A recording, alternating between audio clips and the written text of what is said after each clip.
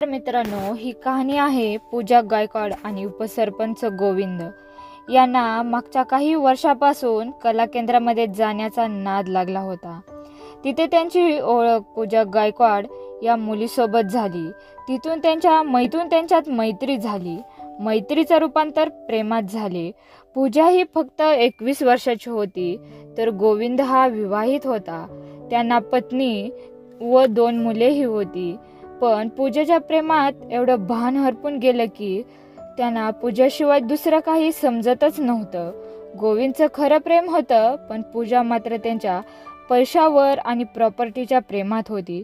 पूजाने महागडा मोबाईल, दागिना, गाडी, पैसा, जमीन या सगळ्या गोष्टी लुटल्या होत्या. गोविंद हा पूजाच्या प्रेमात वेडा झाला होता. नंतर गोविंदचा बंगला हा 5 कोटीचा होता.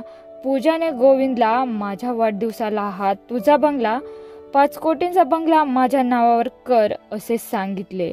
गोविंदने बंगल्याला नकार दिला. पूजाने गोविंदला टॉर्चर करायला चालू केलं. एवढं टॉर्चर केलं की गोविंदला काय करावे समजेना. गोविंदला अत्याचाराची केस देखील करीन असं सांगितलं. गोविंद हा प्रतिष्ठित माणूस होता, तरी एवढ्या सगळ्या गोष्टींना बळी पडला. नंतर त्याला एवढं टेन्शन आलं की त्याने पूजेच्या घरासमोर आपल्या मुलांचा, आई वडिलांचा न विचार करता डोक्यात गोळी मारून आपलं जीवन संपवलं.